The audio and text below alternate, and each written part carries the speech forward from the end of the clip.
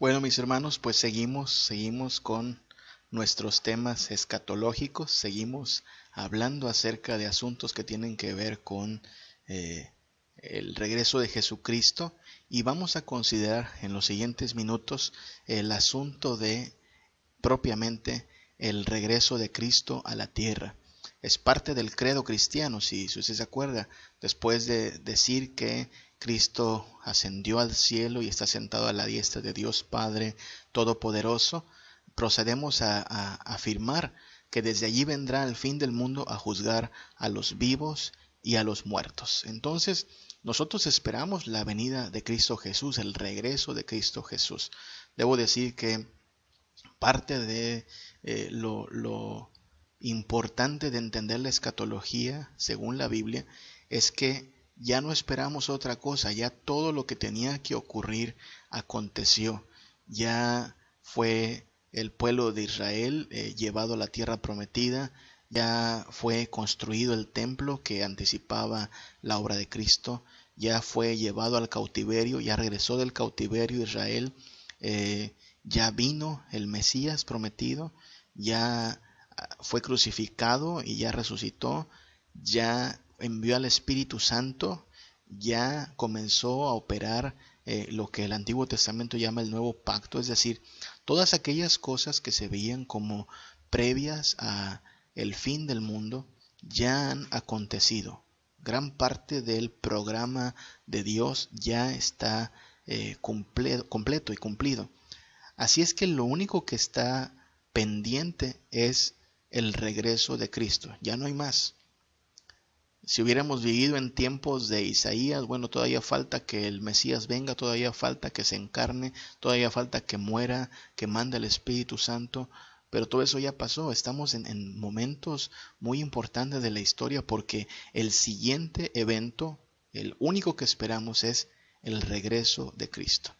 Así es que la escatología se centra precisamente en gran parte en ese retorno de nuestro Señor. ¿Cómo será el regreso de Cristo? Vamos a afirmar lo que la Biblia dice. Y aquí, antes de seguir, quiero hacer una aclaración también para aquellos hermanos que se unen en esta probadita de estudio y que yo he venido mencionando desde que abrimos este canal, que en gran parte está dirigido a mis hermanos del Seminario Teológico Presbiteriano San Pablo, porque esta contingencia nos hizo pues ocupar estos medios para poder sobrellevar la ausencia en nuestros salones de clases. Quiero aclarar que esto no es todo lo que mis hermanos están estudiando. No vaya a pensar que, bueno, como estos microestudios son un tanto panorámicos, no son exhaustivos. Entiendo que muchos temas podrían quedar todavía eh, pendientes de discutir. No vaya a pensar que es todo lo que mis hermanos están estudiando. Ellos tienen toda una dotación de libros, lecturas, ensayos, junto con otros videos que son ya de carácter más privado, en los cuales pues atendemos asuntos propios de la teología. Estos los ponemos a disposición y para que participemos todos los demás que estén interesados, pero de ninguna manera esto es todo lo que mis hermanos están estudiando. Lo debo dejar en claro para que no vaya a haber por ahí algún malentendido de que no somos muy profundos en nuestra enseñanza o no somos tan exhaustivos en nuestro estudio, ¿no? Lo que pasa es que esto no es todo lo que están estudiando los hermanos. Sin embargo, por eso compartimos lo más general, porque creemos que es parte de lo que todo cristiano, por el simple hecho de esperar a Jesucristo, pues debiera tener en cuenta, ¿sí? Por el simple hecho de compartir la fe en Jesucristo, todo cristiano debería tener en cuenta asuntos que tienen que ver con el fin del mundo, con la muerte. Así es que bienvenido sea a nuestro estudio, aun si usted no es estudiante del Seminario San Pablo, si un día decide sumarse a esta comunidad de estudiantes, bueno, podrá todavía estudiar y abundar mucho más en estos temas, pero aún si solo quiere crecer en su conocimiento de las escrituras, pues esperamos que estas mini clases puedan ser de ayuda o le impulsen a por su propia cuenta buscar todavía más de lo mucho que hay disponible, gracias a Dios, en cuanto a doctrina, en cuanto a conocimiento de la palabra de Dios. Ok, pues pensemos y meditemos en esto. ¿Cómo vendrá Jesucristo? ¿Cómo será la venida de Cristo? Bueno, hablamos de una venida personal, ¿sí? El regreso de Cristo, la venida de Cristo será una venida personal. Cristo vendrá personalmente. Cuando Jesús asciende allá en Hechos capítulo 1, versículo 11, la palabra de estos seres que se colocan junto a los discípulos es este mismo Jesús, el mismo Jesús que ha sido tomado de vosotros al cielo, así vendrá como le habéis visto ir al cielo. Este mismo Jesús que ya vino por primera vez, vendrá por segunda vez. No será otro, no será un representante. Jesús vendrá personalmente por su pueblo y a juzgar a los vivos y a los muertos. Vendrá físicamente. Alguien podría pensar que estamos redundando. Bueno, preferible redundar, porque lo que hay que dejar en claro es que Jesús ha resucitado. Y puesto que ha resucitado, Jesús tiene un cuerpo físico, ¿sí? Jesús no es solo espíritu, tiene un cuerpo físico glorificado. Sabemos que desde la resurrección ya Jesús mostraba ciertas propiedades en su cuerpo, como el poder traspasar muros, puede entrar a donde están los discípulos estando las puertas cerradas. Así es que los cuerpos glorificados posiblemente tendrán cualidades que no tienen nuestros cuerpos en el presente. Pero Jesús viene físicamente. Así como en su primer venida se hizo carne y habitó entre nosotros, hay que entender esto: una vez que el Hijo de Dios se encarna, permanece así para siempre. El Hijo de Dios ha tomado cuerpo, se ha encarnado y permanecerá así para siempre. En este momento, en alguna dimensión, en algún espacio que trasciende a nuestro entendimiento y a nuestra capacidad de apreciación, se encuentra Jesucristo glorificado, y desde ahí vendrá físicamente por nosotros a resucitar a los que han sido fieles hasta el final, o a incorporar a ellos, a los que queden aún vivos de los creyentes. En un abrir y cerrar de ojos serán transformados para recibir al Señor. Viene entonces nuestro Señor personalmente y físicamente, vendrá visiblemente. La segunda venida de Cristo es una venida visible. Dice Apocalipsis 1:7 que todo ojo le verá. Esto es contrario a la idea de una segunda venida secreta, a una segunda venida de la cual solo algunos son testigos. No, todo ojo verá a Jesucristo. Todo mundo será testigo del regreso de este gran Rey. Ahora, que esto va a ser repentino, esto es algo de lo cual la Biblia nos advierte. La segunda venida de Cristo será repentina. En cualquier momento puede ocurrir. Dice el Señor Jesús en Mateo 24:44 que de hecho deberíamos estar preparados, porque el Hijo del Hombre vendrá a la hora que menos penséis. Mucha gente va a estar haciendo su vida como si nada, realizando su rutina, y será sorprendidos. La iglesia no debería ser sorprendida. La iglesia estará preparada para la segunda venida de Cristo, viviendo en santidad, manteniendo firme su esperanza en el Señor, perseverando en constancia. Pero hay gente que se llevará una tremenda sorpresa. Me temo una sorpresa no de esas agradables, sino de aquellas desagradables. Se dará cuenta que habrá perdido el tiempo y se ocupó de asuntos que no eran tan importantes. Jesús vendrá repentinamente. En cualquier momento puede aparecer el Señor, y de ahí la exhortación a la iglesia a permanecer firme y afirmar su fe y su esperanza en Cristo Jesús. Y vendrá con gloria.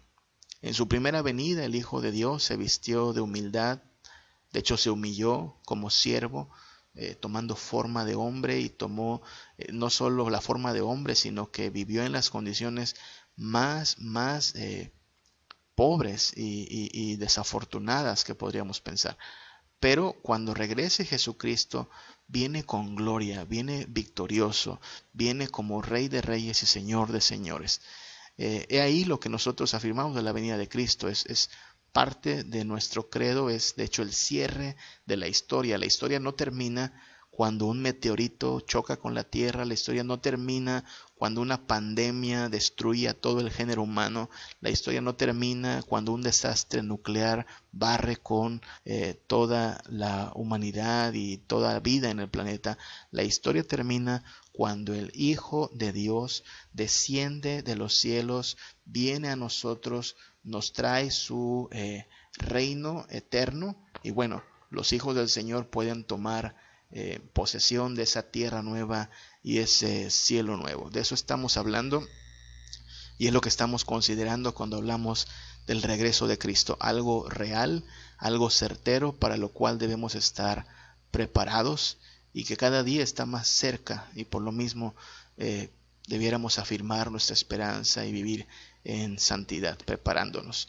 Ahora, hablemos entonces del juicio final, ¿sí? Cuando Cristo vuelve a la tierra, cuando Cristo viene a cerrar la historia, ocurre lo que llamamos el juicio final. Cada ser humano es presentado delante de su Creador, se abren los libros, se abre el libro de la vida, el que no es hallado en el libro de la vida es lanzado al lago del fuego. No es un juicio según las obras en sí, porque sabemos que nuestras obras no nos salvan, pero sí sabemos también que en Cristo Jesús es su justicia perfecta la que nos es imputada a nosotros. Su obra de perfecta obediencia, su perfecto sometimiento nos es atribuido a nosotros, y por eso somos declarados justos, porque nuestros pecados también le fueron atribuidos a Él en la cruz, y por eso mismo ya no hay más condenación para los que están en el Señor. Ok, entonces aún así hay un juicio final. La Biblia tiene muchos términos para referirse hacia lo que ocurre al final, y vamos a repasar la mayoría de estos términos. La Biblia le llama a esto la venida del Señor, ¿sí? Cuando Jesús habla acerca del tiempo final, acerca del día final, dice que así como fue en los días de Noé, así será la venida del Hijo del Hombre, la venida. Dice que estas personas estaban comiendo, bebiendo, casándose y dándose en casamiento. Ojo, no está diciendo que casarse y comer sean cosas malas, sino que esta era la prioridad de las personas. Vivían sus vidas como si todo estuviera seguro. Vivían sin pensar en asuntos como el juicio que estaba por venir. Y entonces vino el diluvio en aquellos tiempos y les sorprendió. Así será la venida del Señor. Así se habla de este día, la venida del Señor.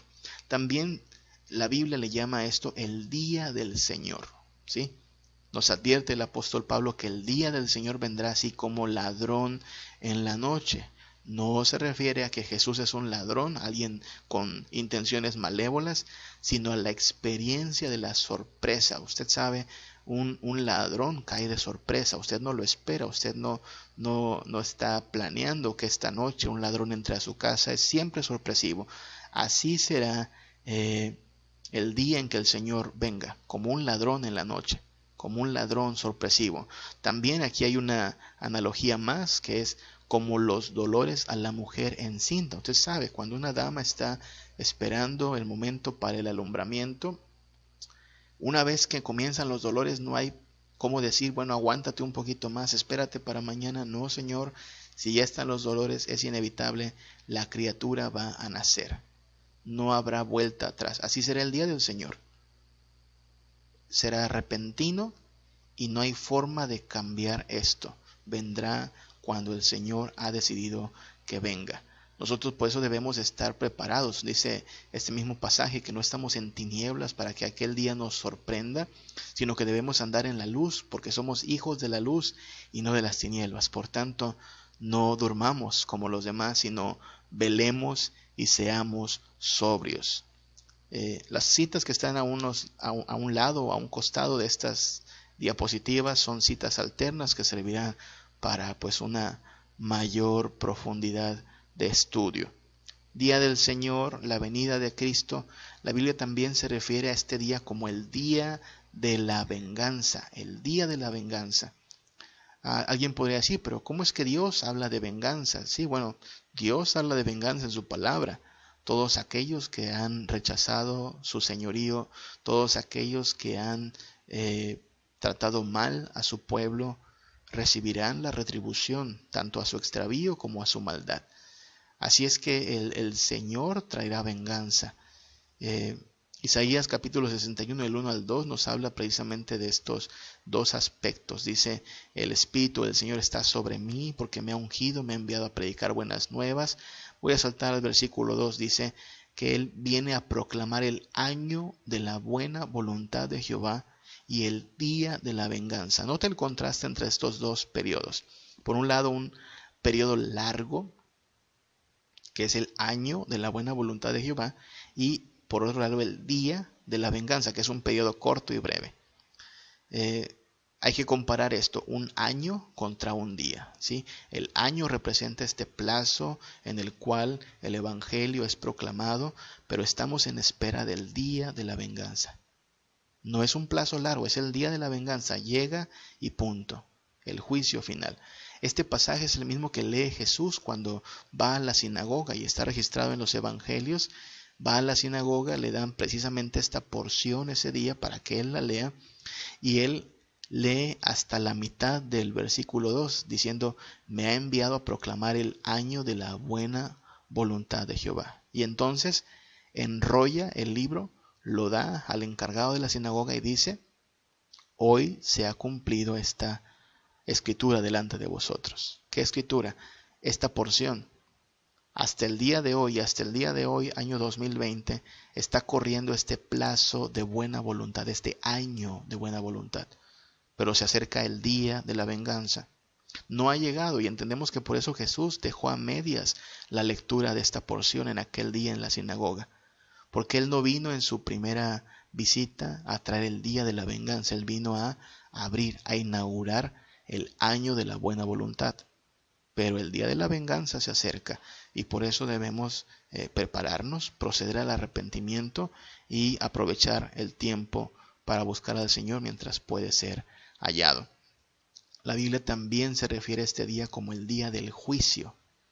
Hechos capítulo 17, que es cuando Pablo está hablando a las personas en Atenas, le dice que bueno, ellos son muy religiosos, muy paganos, y han sido ignorantes, pero Dios está dispuesto a pasar por alto su ignorancia y ahora les demanda que se arrepientan y les advierte, ha establecido un día en el cual juzgará al mundo con justicia.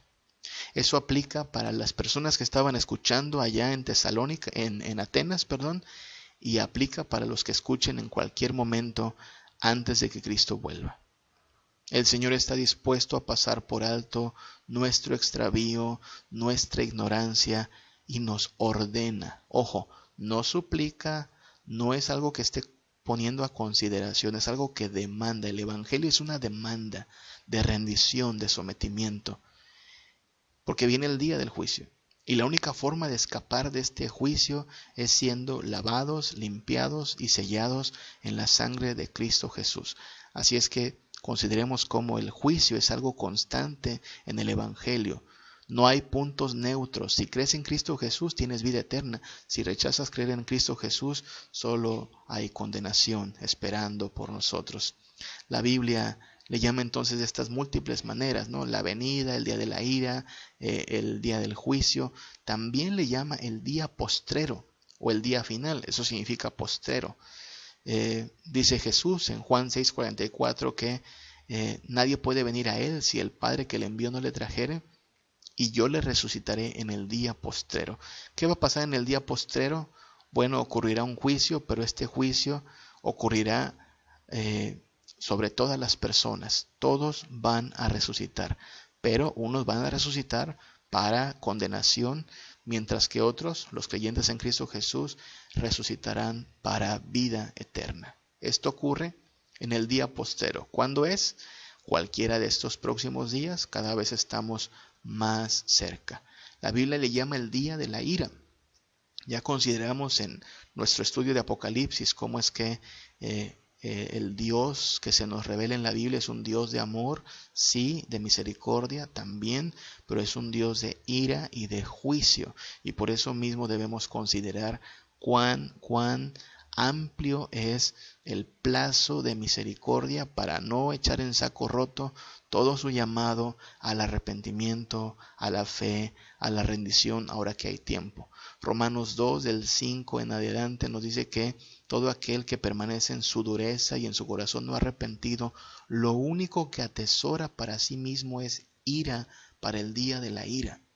Esto es grave, porque hay personas que piensan que están viviendo los mejores días de su vida, que están atesorando para su bienestar, lo cual no es malo, pero que están duros e impenitentes ante el llamado del Evangelio. El Señor dice, hay ira esperándote para el día de la ira, y cada uno recibirá la retribución debida a sus obras. También la Biblia le llama a este día el día de la revelación, el día en que el Señor se manifiesta a todas las personas. Es importante hablar en esos términos también. Entonces, Pedro dice que no nos debemos sorprender del fuego de prueba que ha venido sobre nosotros, sobre la iglesia que está siendo perseguida, como si alguna cosa extraña aconteciese. Pero debemos gozarnos porque somos participantes de los padecimientos de Cristo, y en el día de la revelación, en el día en que Cristo vuelva con gloria, con poder, con esplendor, también nos vamos a gozar con gran alegría. Es el día en que será manifestado Cristo ante todo el mundo, y será manifestado quién es de Cristo. Colosenses 3 del 3 al 4 dice que si nosotros hemos muerto, nuestra vida está escondida con Cristo en Dios, y cuando se manifieste Cristo, entonces también nosotros seremos manifestados con Él en su gloria. Se verá quién es del Señor, quién es de su pueblo y quién es heredero de todo lo que el Señor prometió en su palabra. Es el día del juicio. Es el día del juicio en el cual el Señor traerá toda obra a ser considerada a la luz de la eternidad. Por eso debemos considerar estos asuntos con mucho cuidado. Estamos hablando del juicio venidero. A veces nosotros nos preocupamos más del juicio de las personas, del juicio de la gente que consideramos importante, pero lo que todo ser humano debe considerar es que un día se tendrá que presentar delante de su Creador, de su Hacedor, delante de Jesucristo, el Rey de Reyes, y será juzgado. En ese juicio no hay moches, no hay impunidad, no hay un arreglito con el juez. En ese juicio será severo el castigo sobre los que no procedieron al arrepentimiento. Será amplio el galardón para aquellos que se rindieron a tiempo y creyeron en Cristo Jesús.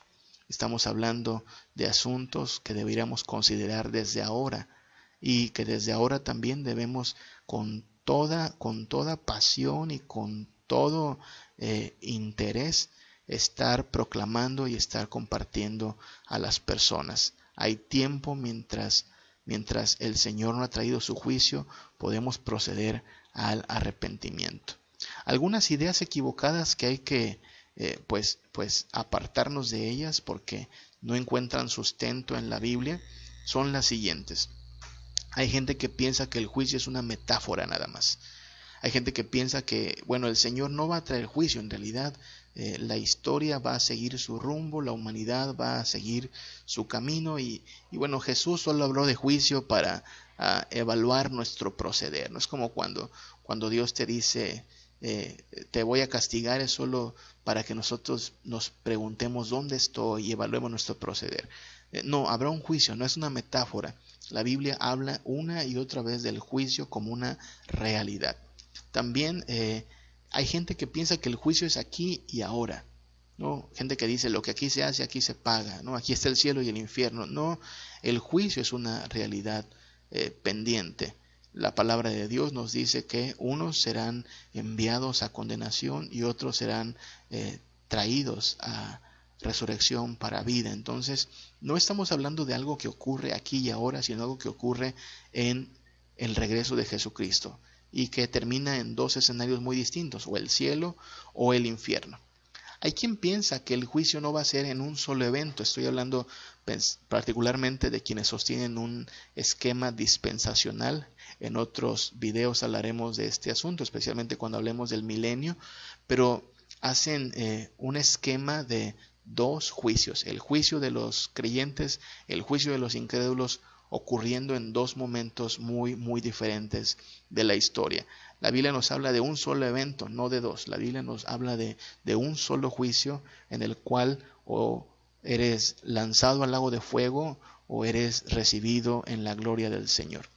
Y hay quien piensa incluso que el juicio pues no es necesario. Hay quien sostiene que los cristianos no irán a juicio porque Cristo ya murió por ellos y ya está definido el destino de cada persona, e incluso que no es necesario un juicio sobre los incrédulos porque pues ellos ya también están definidos en cuanto a su destino. Bueno, hay que decir algo, ciertamente las personas ya están o condenadas o camino a la gloria, dependiendo de lo que han hecho con Cristo Jesús, pero el juicio lo que va a hacer es exaltar la justicia de nuestro Señor Jesucristo, reivindicar el honor santo de nuestro Señor, traer gloria a la santidad y justicia de nuestro Señor, traer al presente el cumplimiento de las promesas de que habría retribución para el pecador, de que habría venganza de la sangre de los hijos de Dios que fueron masacrados, martirizados. Así es que el juicio no es tanto centrado en nosotros propiamente, sino el juicio termina siendo para la gloria de nuestro Dios, para su gloria y gloria de su justicia. Los impíos serán condenados, y para su gloria y gloria de su misericordia, los redimidos serán declarados justos ante su tribunal.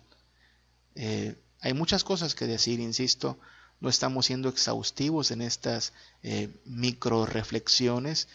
Pretendemos apenas pues resumir un poquito lo que ya nuestros alumnos del seminario están estudiando, analizando, también desarrollando en forma de ensayos y demás trabajos, pero queremos de esta manera pues compartir también un poquito de nuestra enseñanza con nuestros hermanos que de aquel lado de la pantalla estén buscando algún recurso, algunas herramientas para crecer en su conocimiento de la palabra. Pues esperamos que esto les sea de utilidad y que le impulse todavía a crecer todavía mucho más en ser buen estudiante de la palabra de Dios, sabiendo que no solo hay que ser oidores, sino también hacedores de su palabra. Entonces, que el Señor le bendiga, que podamos vivir preparándonos para aquel día que está cada día más cerca. Y mientras tanto, solo subrayo lo que dice Hebreos 10 del 23 al 25. Mantengamos firme, sin fluctuar, la profesión de nuestra esperanza, porque fiel es el que prometió. Y considerémonos unos a otros para estimularnos al amor y a las buenas obras, no dejando de congregarnos como algunos tienen por costumbre, sino exhortándonos, y tanto más cuando veis que aquel día del Señor se acerca. Muchas cosas podríamos decir de este versículo, pero a todas luces es un versículo escatológico, si te das cuenta. Habla de que el día del Señor se acerca y mientras tanto debemos mantenernos firmes y sin fluctuar. No es momento de volver atrás, no es buena idea volver al mismo camino de extravío del cual ya fuimos rescatados. Es firmes y adelante, es avanzar sin fluctuar. Debemos también mantener nuestra esperanza. Nuestra esperanza no es un ojalá o un a ver si. Nuestra esperanza es una certeza. Cristo viene y todos aquellos que se han rendido a Él tienen asegurada la vida eterna, el perdón de pecados, la tierra nueva por heredad y todas las bendiciones que hay en la presencia de nuestro Dios. Tenemos confianza en sus promesas. Esto no lo prometió un ser humano como los políticos en campaña, por ejemplo, que prometen tantas cosas, pero después no cumplen sus promesas. O como nosotros mismos que podemos prometer algo y después no lo cumplimos. No, esto lo prometió aquel que es la verdad y la vida. Esto lo prometió aquel que es fiel en sus promesas. Por eso mismo podemos nosotros tener esperanza, tener confianza. Todo lo que el Señor ha prometido, todo lo cumplirá. Debemos mantener firme nuestra esperanza y por eso mismo podemos avanzar y debemos mantenernos sin fluctuar en esta misma esperanza. Debemos perseverar en el amor. Debemos amar a nuestros hermanos y considerarnos unos a otros para las buenas obras. Las buenas obras no son el motivo de nuestra salvación, pero sí son evidencia de lo que Cristo está haciendo en nosotros. Y mira qué interesante, el hermano que escribió Hebreos hace un puntual hincapié en decir, no dejemos de congregarnos como algunos tienen por costumbre. Es decir, el congregarse nuevamente no te salva, pero sí habla mucho de tus prioridades, sí habla mucho de qué es lo que más te importa, sí habla mucho de qué dirige tu agenda. Y digo esto desde el aislamiento, después de 5 meses de no poder congregarnos, ¿sabes? Todo cristiano que tenga firme su esperanza en Cristo ha experimentado estos meses de aislamiento con cierto dolor. Algo nos ha faltado, que es congregarnos. La Biblia nos llama a congregarnos, porque aquel día se acerca. Y por eso debemos exhortarnos mientras hay tiempo a perseverar, a confiar, a mantenernos firmes, a no desmayar, porque está cada vez más cerca la redención completa de nuestras almas. En esta esperanza nos santificamos, en esta esperanza permanecemos, en esta esperanza soportamos y nos preparamos para la venida de nuestro Señor Jesucristo. El día final se acerca. No hay nada que temer en ese juicio si la sangre de Cristo nos ha librado de la muerte, del pecado y de la condenación. Que el Señor nos bendiga, que el Señor nos guarde. Nos vemos en una próxima oportunidad.